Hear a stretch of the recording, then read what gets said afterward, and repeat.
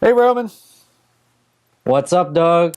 How's it going in New Jersey? Uh, Going as good as it can go in New Jersey. It's nice. It's really nice here. The weather this past week has been 75, 80 degrees in March. And it's crazy. Right now it's a nice comfortable like 65 degrees. It's really, really pretty right now. So Well, you guys usually have better sunlight exposure than we do. Also in this time, also in winter. yeah, what's how seasonal is it? What are the seasons like in Germany? They used to be real seasons, but now it's just all kind of cold and gray and wet. So Russia. No, Russia is more dry. Is that right? Yeah, Russia's colder and dry because they have continental climate. Right. And we have, what do you call it, moderate climate. So we never get really hot, supposedly. We never get really, really cold, like those minus, what is it, like, I have no idea, like Celsius. I know Celsius. Right. I know Fahrenheit here, metric that's system. fine, yeah. Like inches, and I'm fine with, and all that. But like temperature, like 100 is like, I don't know. So like those Russian temperatures, those really minus 40 degrees Celsius kind of Yeah. eyeball freezing kind of. We don't get that ever. Teeth cracking. Teeth cracking, right. But we're dry, and Russians are dry. We are really wet because it rains here a lot. It rains here more than in like London, and people always say it rains a lot in England. We have way more rain than they do. Yeah. Taking my wife to see 10 Cloverfield Lane today, this Oh, afternoon. cool, cool. You know, I've been. Have you seen any reviews on it yet? Nope. So it is not apparently a sequel or even a prequel of Cloverfield at all. And there's only one small verbal reference apparently that gives a clue that it's even in the same universe as Cloverfield, although it is. And it's not a spoiler, but so you saw Cloverfield, right? Sure. All right, I love that movie. I know it's a very Yeah, it was really polarizing movie. good. Some people love it.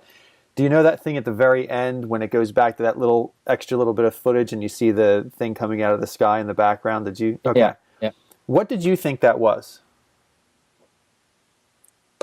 'Cause I thought it was the monster coming down into the earth, Yeah. like on a I mean, spaceship or whatever. that's like the obvious conclusion. That's what I thought. Yeah. Well, apparently, after watching reviews, that was supposed to be a satellite that came down, hit the Earth, and disturbed the monster that was already in the Earth from at some point. So that's how maybe it was something I didn't pay attention to in Cloverfield. But so that at the end of that first movie is a satellite coming down. Well, in this new movie, John Goodman, he says real quickly somehow in the dialogue. I haven't seen it yet, but he says he used to work as a satellite operator. Ah. So there's the connection. But I heard it's as long as you go in with the proper expectations, I hear it's really, really good, taut, tense movie. So looking forward to seeing that. Yeah, we're gonna get that a couple of months later. Ah, that's As right. always. Yeah, I always forget we're the U.S. We're privileged, right? Get everything Well, you're first. the creators. I guess so. Yeah. Nobody consumes German like cinema. Can't imagine why. Yeah. Is it any good, German cinema? No. So it's sort of like music in France, right? They have, I don't know what they have. It's sort of like music in Germany. Wow. Yeah, it's very realistic. It's only drama. It's very bland. Like we don't do action movies. We wouldn't dream of making a movie about German military right now. Like our Bundeswehr, which is like a very civil, very progressive military. Yeah. Being in it myself, I can tell. But like it's preposterous to us to make like a movie about our troops. Huh. And like it's like normal for the States Yeah, to it's do just, like Marines, Navy SEALs, Army, Navy, name it. that's the thing, though. Everything's normal for the States. It's just whatever. Everybody's open for whatever. There is no, I don't know. There's no. It always seems that way to me. I don't know. Maybe it's different. I mean, it seems like in Germany and in France and in China. I just heard a thing. I was listening to a podcast called Roderick on the Line with John Roderick and Merlin Mann. I don't know if you've heard of them. And they were talking about how the most important thing in France to French people is being French, whatever that means. In other words, like, speak the language, but adopt the same attitudes. It's about being French, whatever that means to them. And it seemed, I don't know if it's that way in Germany. I mean, we talked last week about how that one spot is the happiest place in the world. I can't remember what it was. Somewhere. Denmark. And where I just went there yesterday. Did you really? So yeah, it's Yeah. it's a very community thing where everybody, it's best to be like everybody else is kind of a thing. In America, it's like whatever, wherever. But then again, America's a place too.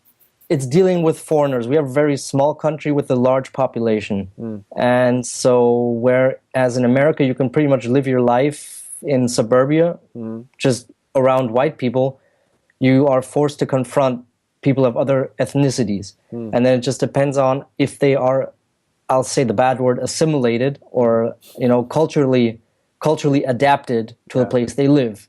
That means, yes, your wife can drive a car if she wants to, and like she's not your slave and whatever. And we believe that the number one, or that's my personal belief, but also people I've spoken to, is the number one thing that culturally attaches you to the mentality of not even just being German, but just being like a Western industrialized democratic society is the language. Speaking it well and without accent. The accent part is not very sure, but like it's the same thing in America. Like if you speak to a person and he talks like this, right? I talk like this, I do the glasser. This is a very pronunciated way of speaking. That guy won't go and rob you, right? It's like he'll go rob a bank maybe, right? So something, or just like your bank account online. Very sophisticated, but he's not a mugger. Right. Oh man, if he talks like this, then he's more like. So if you speak if you speak the language correctly, he's less likely to have questions about cultural stuff. Interesting. And he'll seem assimilated with our habits and I think I have to visit Germany sometime. I'd be curious about that. VR.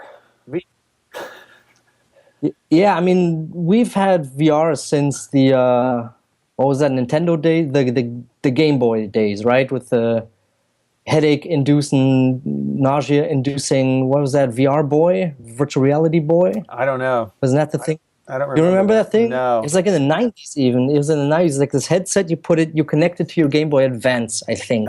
Yeah, I kind of remember seeing that. And it was all in red, I think. And it was horrible for your brain. It was horrible for your health. Like, you could play that thing for 5 minutes and you'd just be hugging your toilet. But I mean, going back to virtual reality all the way now, back then, now it's all the buzz, right? Every company's coming out with the HTC. No, who is it? HTC has their own, I believe. Sony has their own. Yeah. Microsoft is making their own. Samsung is making their own. Yeah. And really marketing it aggressively with with Wesley Snipes and Lil Wayne. They made 3 commercials where Lil Wayne's like just dumping champagne on his phone, and his buddies coming. He's like, "Man, I can pour champagne on the phone." Oh yeah. I just saw that yesterday. Yeah. Or Wesley Snipes, like, going back to canoeing with Wesley Snipes, and then Wesley Snipes comes into the frame. It's funny. So that's a lot of buzz going on now, and it started. I think it got kickstarted with Oculus Rift when they first premiered their demo and their version 1 on this little. Like you have to climb into it. You get the VR headset, and you could also like walk around it and move in it. That's where it started. I think it was the E3. Yeah, and Facebook bought Oculus Rift, did they not? I don't even know. I'm pretty sure. I am ashamed. Yeah, I think I heard something like that. Yeah. Step into Rift. And it's interesting. I'm looking at that right now, a web page. Very interesting. So that actually blew everybody's minds. And then there was a version 2 where the demo was if you walk into a piano room and there's a guy playing piano and it's supposed to, like in 4K, it's supposed to look absolutely incredible. Huh. What the heck? Huh. My Safari is taking a dump. It's not working at all. What was I going to say about the VR? It seems like VR is one of those things like 3D movies. It comes around. Everybody has their own versions. Everybody takes a look at it and judges it one way or another, and then it quietly goes away. and then here it is. I mean, it's every 3 to 5 years or even less. It just seems like it just keeps on recycling. Until one company comes up and hits the spot. Yeah, and until technology has matured enough to get it where it's like viable and it can be propagated properly, gotten to the masses at a reasonable cost, or even a downgraded version, where and enough games and things and software that can utilize the technology, which I think we're there. It seems that way anyway. But I don't see any commercials for VR. I see lots of web content and lots of people reporting on it on podcasts or video, whatever. But I don't see a lot of commercials for it yet. And that's, until that happens, VR is just this, to the masses, insider. It's this Terminator thing where people like, and they think that it's something different than it is. So I'm really curious to see how that's going to flesh out. The other part about this VR is it really makes me question. I wonder what PC manufacturers and phone manufacturers are going to be ready for VR, because Apple's not adopting it yet. This could be one of those things where a technology comes out, companies start to adopt it, and Apple just takes a back seat and watches what they do, sees what latches onto the public, and then Apple comes in, modifies it to, so they can invent it themselves, and then say Sherlock the world. Exactly, and then put it out there and put their own spin on it. So I'm very curious. I mean, not everybody. I mean, a lot of tech companies seem to be talking about VR right now, and there's a lot of great technology coming out and using it. I, for one, it's not something that I'm interested in the technology of it, but me personally, VR has always made me nauseous and sick, and so I don't touch it. The question is, what will VR be aimed at? Right now, it's pretty much just playing around or playing games. Yeah. There's no work application yet out there that I know of. So I'm questioning what Apple will... I mean, we might have a soft transition now into gaming on a Mac, since that was one of our topics as well. Yeah. These topics will now intermesh because, I mean, you can game on a Mac if your Mac is powerful enough, no problem. Like back in the day, I had the 27-inch iMac. It was a beast. Like 2010, 2011, I bought it for 1,800 euros, which is like $2,000. That's pretty good. And it was great. It was a great machine, a great screen for that time. Nowhere to be heard for that price. And I gamed Crysis on it, Far Cry 2. So at that time, also very demanding games without any problems on like ultra settings, right? So getting the right equipment for a Mac, you won't be at the top of the heap, obviously, but you can game sufficiently. But Apple is no expert in gaming. No. Obviously, iOS gaming has revolutionized mobile gaming, but mobile gaming is still mobile gaming. Yeah. And Apple really doesn't have a lot of, they don't have a lot to do with it, except for their developers working on their iOS games. Why do you think that is? That is a really good question. It just seems like it's such a mature market. It's such a big market. It's such a money-making market. But Apple has nothing but a bad history with gaming. You know, they had it and it was fine, and you can use other people's platforms on a Mac, and that's great. And some people debate about that. I just watched a video where a guy had a $4,000 Mac Pro, and Yeah, I saw that as well. against a Yeah, $2,000 homemade yeah, PC, and yeah, it tore the Mac apart. yeah. Tore it Really apart. bad. Really bad. I don't know how that translates into gaming, because I don't know. I'm not being a gamer myself. I don't know how labor intensive gaming is. I know some really intensive games will play fine on the Mac, but it depends on what it is. Yeah, But but he also did gaming tests. I mean, he did exporting tests, yeah, rendering tests, yeah, the graphic rendering tests, and it was all really bad for the. I mean, bad in quotations, obviously. But especially yeah, for I the mean, price, double the price and half the performance. yeah, yeah. But it's the same question with like, with the new Skylake processors. Oh, Apple doesn't have them yet. I'm like, of course they don't, because they have like they have one MacBook Pro a year, Yeah, like, right, and where other companies have 10 for half a year. and they able, skipped over the last processor.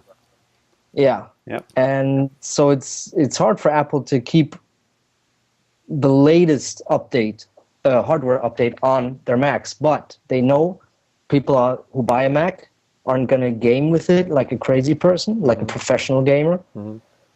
And for their video exporting, rendering purposes, the machine will do fine and better than other ones a lot of the times.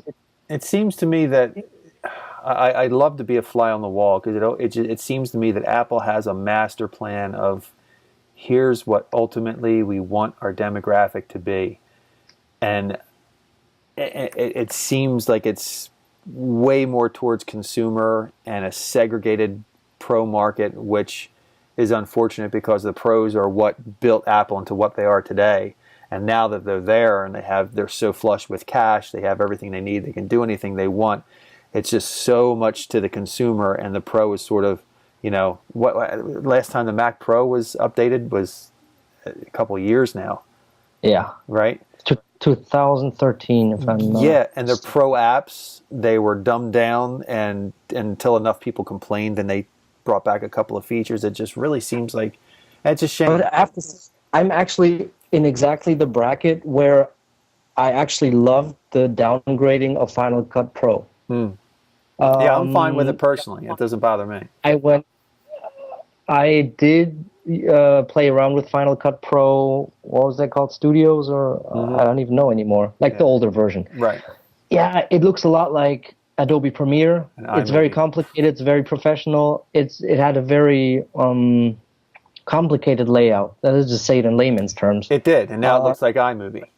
And now it looks like it looks like iMovie on steroids, and it does everything a prosumer needs it to do. And they actually added a lot of the features from the older version as well when the backlash came. So I am exactly in the bracket where it's perfect. It's really powerful, and it's very quickly adoptable.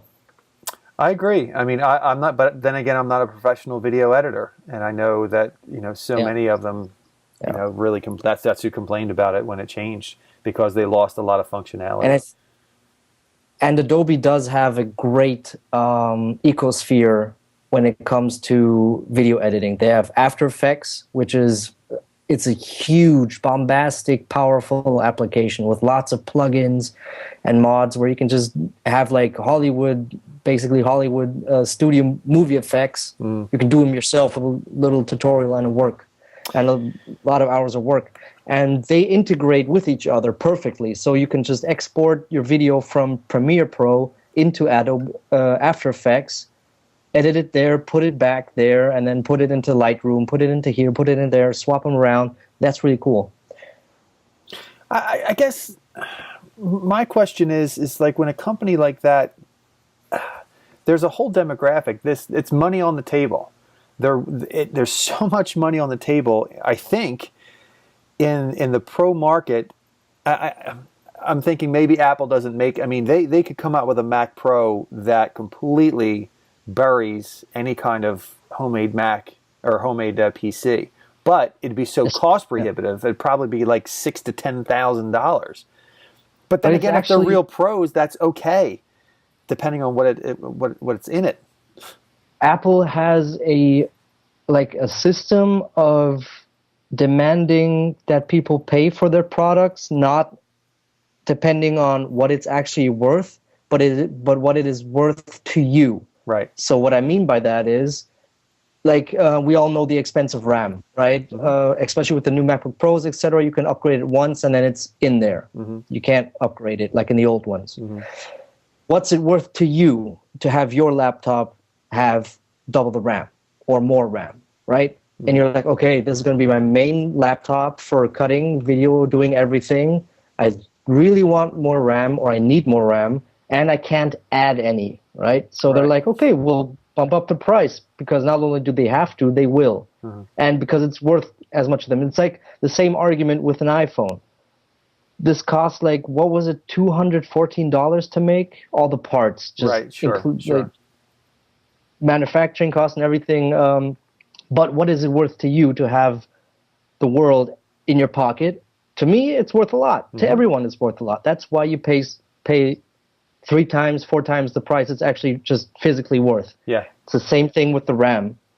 If they made a Mac Pro with the same, it's still Intel processors. It's the same type of RAM. It's the same graphic cards used in both machines, just that the other one has a worse operating system that's not optimized. And Apple can optimize their hardware with their software, as we know. And that's why if you put the same components in there, obviously Mac would win. Mm-hmm. So that's the problem I think Apple has with, okay, it's a Mac Pro. It's the most powerful Mac Pro we have. You're a powerful video editor. What's it worth to you to have a computer that is this powerful running OS X? Yeah. And that gets exponentially larger, that number, on iMacs, on MacBook Pros. It's like MacBook Pro 15-inch. It's so much more expensive than the 13-inch. Yeah, it really is. What's it to you to have a dedicated graphics card and 2 venting fans? And do you do the kind of work that takes advantage of those features? You know, that's it is really a use case situation, and I know they modify their machines in ways that, like when they got rid of the being able to remove the battery, that got rid of a lot of components that allowed them to make a thinner, sleeker machine.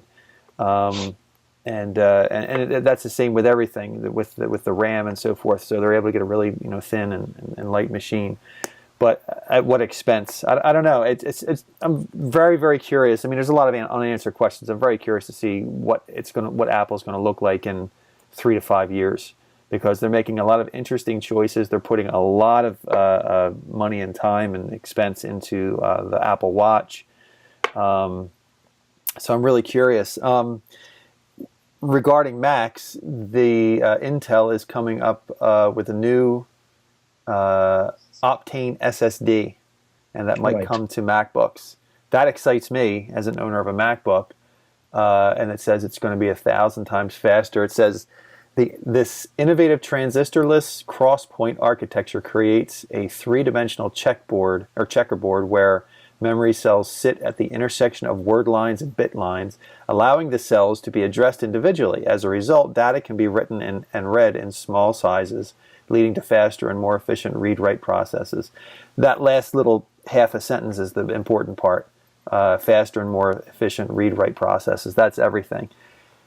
If you can get in this kind of machine that thin, 1,000 times faster, I'll take it. As much as I love this machine, there are times where that little ball spins and I wait and wait and wait. Not too often because I don't push it too hard, but it would be great to just, have a nice fluid experience. So I think, I don't know if there's a release date on this. Actually, Intel is planning to make its Optane SSDs available in 2016. Yeah. It's going to be like SSD. It's going to be like the SSD introduction is going to be way expensive. Pros are going to adopt it, and then it's going to 3 to 5 years is going to be standard. Yeah. And Apple will definitely be on the forefront, I think. They won't have it in their next MacBook Pros because they're pretty much already done, I think, the MacBook Pros for 2016.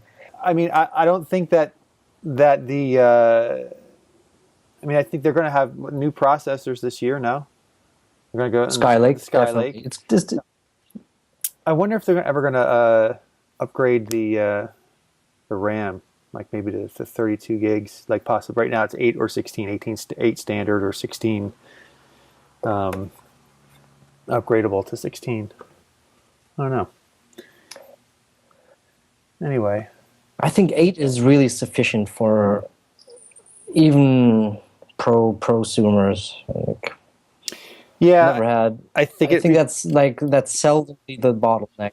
Comes down to processor. I think really performance per watt, like Steve has said in the past, and like the storage. Obviously, SSD you can't go. Except if you want a lot of storage, like I have my 750 gigabyte normal Samsung storage in here now. If I go to SSD, like my next MacBook Pro, which I'm really excited of what they're going to bring to the table with the new MacBook Pros. There's rumors that they're going to be thinner, and I'm like, no, don't make them thinner. There's going to be less in it. It's already crazy thin. Don't make it thinner. It's a Pro. It's a Pro. It's going to happen. Like, probably not this year, but it's going to happen. I'm telling you, that's what this is the future of computing. 15 inches, no, 16. Well, now this is 12. They're either going to do 12, 14, and 16, maybe, or something like that. But I'm telling you, this is the future of computing. Yeah, that's just a lot thicker, just like the color. But where are you going to put all your components? I mean, it's a MacBook Pro. It's miniaturization. That's what it's all about, Ruben. I'm telling you. As the processors get better, it's going to happen. That's what the MacBook Air is for. For the thin, sleek, we can go to paper thin and just give people just like the computer, like the CPU, a whole like logic board is this big. When Steve Jobs introduced the MacBook Air 2nd Gen, on stage he said, "We believe that this is the future of computing, of all laptops. Of all laptops." I'm telling you. And I don't have a problem with that.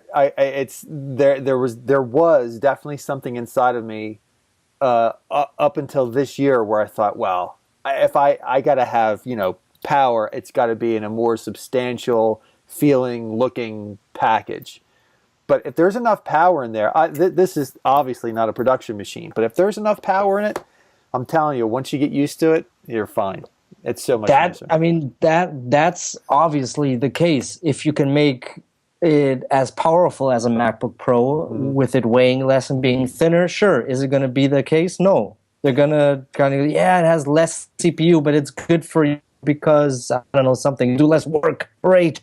You have more free time. It's going to take 5 more minutes for you to render out your video.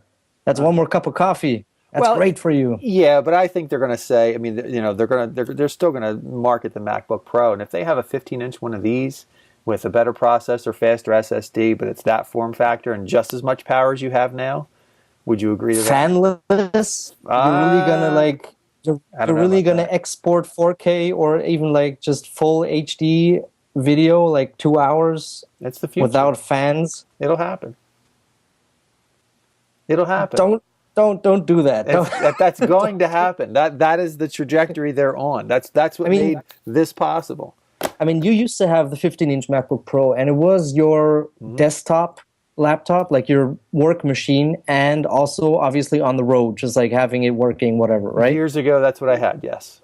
Okay, now imagine you don't have money for an iMac, or iMacs couldn't deliver, or you needed something portable. Sure. And the only thing available was a MacBook.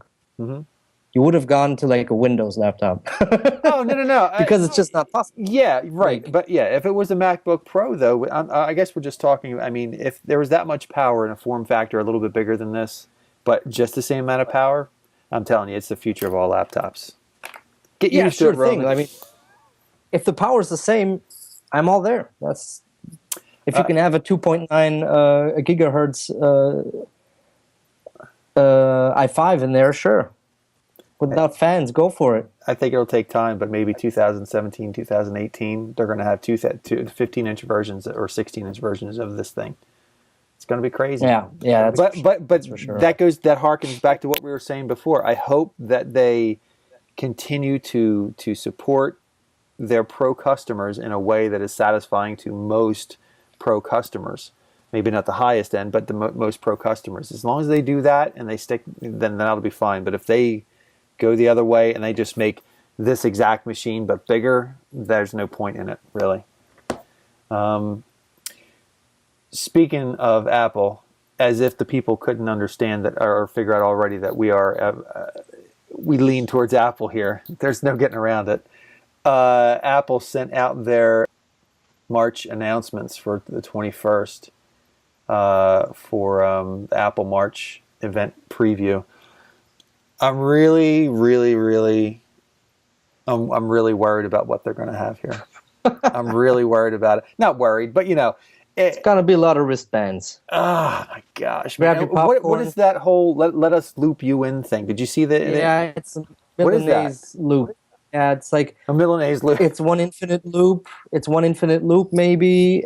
There's been a lot of videos and rumors. All the tech bloggers are like, "What does this mean?" Maybe they'll put that little loop that like they used to have on the iPad. Maybe we'll have that in the new iPhones. Yay! Awesome, that was cool. I'm telling you, or man, like this is gonna be a light event unless they have something else. That they, I don't know.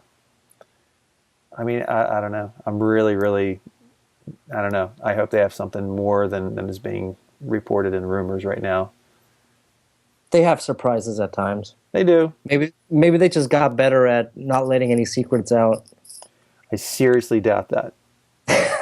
I seriously doubt that. I don't know what you mean by, I seriously doubt that. Did you hear that? How about a web search for it? I said I seriously doubt that. Interesting. I seriously doubt that. I don't know what that means. Yeah, I can tell. Was there like a Siri upgrade or whatever?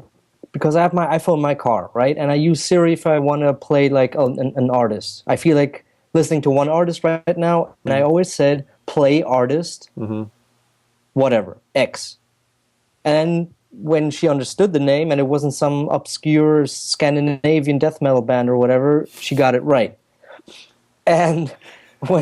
But now it's like, I don't know what you mean by play artist Metallica or whatever. It doesn't work anymore. It's because Apple Music sucks. But I don't even use Apple Music. It's just, yeah. You have it on local on your iPhone. Yeah. Just old school, purchased. That's weird. It was so good for a while. Siri was so good for a while, and for what I use her for,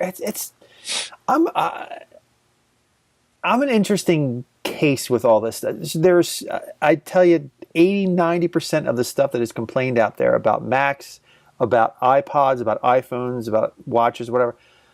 About 80% of it, I never have those problems. Never. I don't know why that is. Maybe I'm the ideal Apple consumer. I don't know, but I rarely have those problems. I have family, friends come to me all the time complaining about this or that or all that, but I never have those problems. But Siri has gotten worse, and Apple Music sucks. The interface sucks. I can't. I mean, the only thing that's good about it is I pay $15 a month for my entire family to have whatever the music they want, whenever they want, wherever they want it. That's great. And it works as far as that goes. But sitting down and navigating through Apple Music is the worst. I cannot stand it, and I wish they would change it. I think they bought Beats, and they wasted their acquisition, I think, so far anyway. And they put Johnny Ive in charge of interface, and I think that was a bad move too. I know I'm going on a rant here, but I just can't stand Apple Music. Yeah, but that's like less of an error as just like the service not being good. Yeah. But like some people have like obscure errors, and I'm like, no, I really don't know what you're talking about. Yeah. But you're saying that Siri itself, when you request things of Siri, it doesn't. I mean, because all I use Siri the whole for is command kind of changed. Yeah. Yeah. Interesting. It's just the commands don't work anymore. I'll try it like outside of the car. I'll try it right now. I mean, I can try it right now. It's going to be a good test. It might make Skype a little choppy. Now go for it. because someone's internet is really not cooperating. So I'll just go play artist Metallica. So it says play artist Metallica up there. Mm-hmm. She's thinking about it. Maybe she doesn't like rock music. Which is awful. Sorry, Roman. I'm having trouble playing your music. Of course you are. What is that? And like sometimes she says, I don't know what you mean, play artist Metallica, which used to be like the normal command to play, or play song. And I said play song, riddle me that, whatever, killing me softly, whatever. Play song, and then you name the song, and then she plays it. There used to be like the commands for it. I don't know what it is now. Maybe it's just say the song, but then she'll say like, I don't know what you mean by... See, I wonder... Until it sleeps. Now I have Apple Music. I wonder, let me see. Play music by Metallica. I'm not sure what you... Play music by Metallica.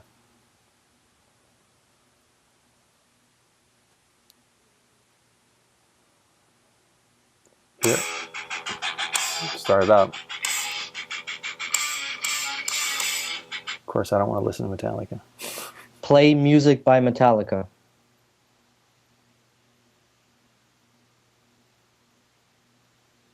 Thinking about it. She's really thinking about it. Maybe she... Sorry, Roman. I'm having trouble playing your music. Wow. Nope. That sucks. Yeah. Yeah, they got to get on top of a few different services for sure. I mean, Maybe it's just like they're going to announce Siri for the Mac soon. So yeah, actually, maybe this. I'm sure this year. I don't know about the next announcement that we have coming up. maybe they'll kind of overhaul Siri for iOS to like connect them better. I'm not sure how they're going to do that. Yeah, I'm curious to see how this is all going to flesh out. So, have you been playing The Division a lot lately? Okay, now we're getting somewhere. Sorry, you just keep on talking. I'll see you later. So yeah, I've been playing last 4 days exactly. Like Pretty nonstop, 4 much. days you've been playing. Half of that, yeah, I just go to work and come home and play, try and walk my dog like on the beach, do something with them, but then all the time is spent in New York City.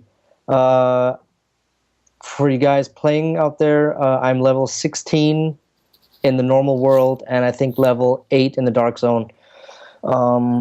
Yeah, it's good. It's great. It's so great and so popular that Ubisoft servers can't really take the heat. I've experienced intense lagging on missions today and yesterday a little bit too, but today was horrible.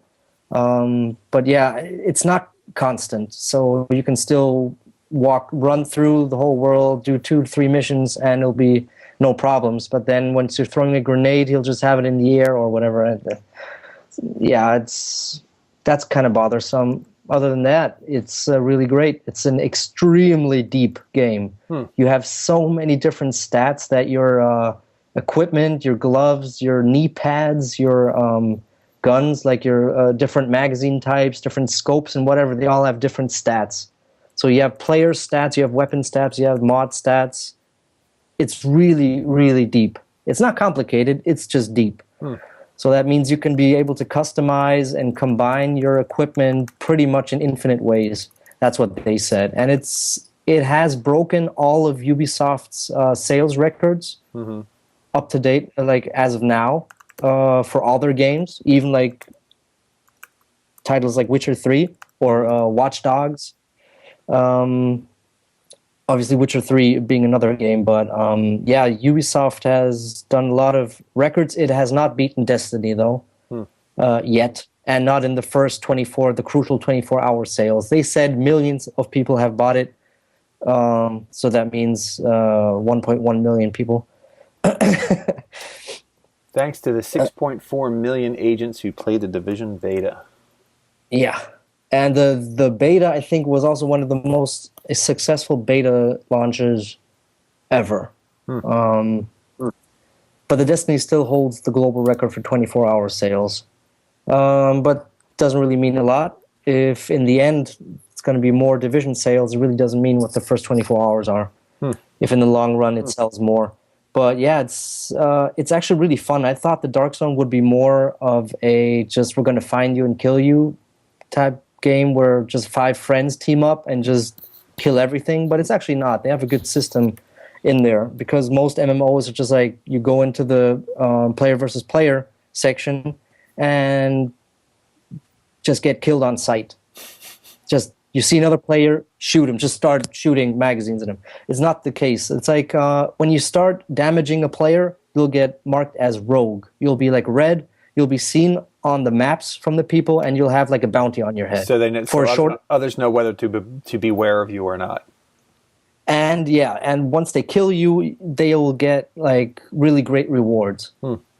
And that will keep people from just senselessly just shooting you in hopes of getting your equipment. And yeah, so that's where it just balances it out a bit. That's what they did a really good job with that. Now this says Tom Clancy's The Division. Now is that Tom Clancy's an author, correct? I mean, yeah, famous author. So this is based on one of his books or something? I think so. That's what I read. Yeah. And so the last, at least the last couple of videos, I mean, a lot of these are apocalyptic cities in ruins and soldiers going through and cleaning up, basically, right? Yeah, there's like different factions. There's the cleaners who are like obsessed with flames. They have flamethrowers and like they want to get rid of anyone who's still alive other than them because they think they're infected still. So they're like cleaning. They're like ADD maids with flamethrowers instead of brooms. More so effective. There's different types of factions. Yeah, there's just like the ghetto people, and there's like this Rikers. I don't even know what they are. The story, I mean, like obviously this isn't supposed to be like a storyline campaign type game. And they've said, yeah, it's going to be great. We're going to have so many missions for single players. Will be totally served with this. But yeah, no, there's a lot of the storytelling is not very quick. It's not very fast paced. You have to get side missions, random encounter, and then you go to another main mission. And my main missions are pretty much all done. Like there's just a couple of ones left, so I really don't know what the story aspect of the game is supposed to be. You do pick up the story though, in like intel. You have to collect intel, cell phones. And like some really cool storytelling is you have like this beacon and you can activate it and then it shows like silhouette, like a holograms of a scene before the outbreak or like while the outbreak was happening. And that's the way the game kind of tells the story that way. And you can pick up videos and see like videos of the outbreak and like research being done on the strain of the smallpox and whatever. So that's their type of storytelling. But I'd like just a little more solid campaign mode, story, and then just go to the Dark Zone and be done with the rest of the game, like the story mode. I have to start taking some Dramamine so I can start playing these games with you, man. You would have a problem. I mean, my big gripe with PlayStation 4 and the consoles is that most of the AAA titles are all in 30 frames per second. And that's just the console look. And you really don't notice it if you're just walking and you're looking at your character. But if you look up at the buildings, you'll see them really chop. And you just turn your camera. It's all about the 30 frames per second. Like the frames per second, they get noticed if you pan the camera a lot. And you'll just see it very staggering. The buildings go like that.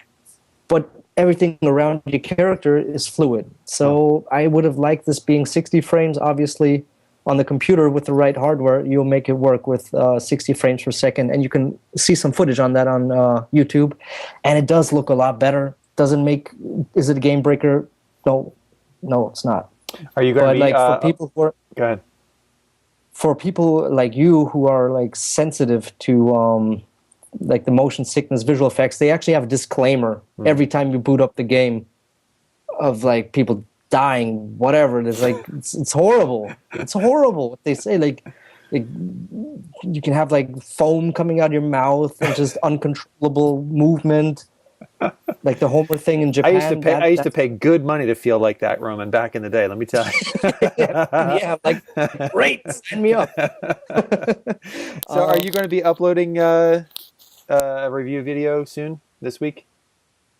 Well, now that we got our YouTube channel up and running, for me, I will be uploading the Uncharted 4 Oh, beta that's right, Uncharted. test. That's right. Yeah. Okay. It's going to come out next month, I believe. No, Okay. in 2 months. And one good news for the gaming people out there listening to us, one of you 5 subscribers maybe, well 3 minus 2, that's us, is going to be Doom 4 will be 60 frames per second on all platforms. And that is a fantastic piece of news. I just jumped up from the couch. I'm like, yes, Wow. that is success. That is really good. Very cool. The review for The Division is difficult just because it's a really huge game, but I'm going to start working on writing some stuff down and starting the usual video manufacturing process on my end. And you can, I'll still have some time with it. I'll do some more footage in the Dark Zone, and I'll get to it when I can, when I feel like I actually have an adequate opinion about it. Okay. Well, we're going to end it there. We got to button this up here. So,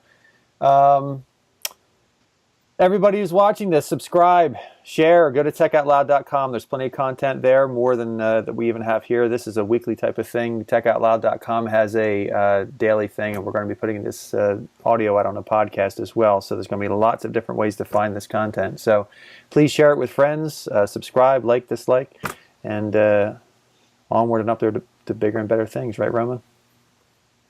That's right. Thanks a lot, guys, for tuning in.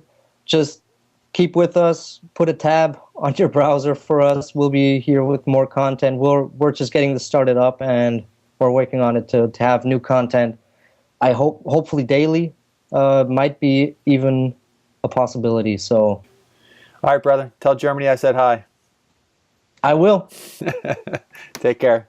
Take care, Doug. Bye-bye.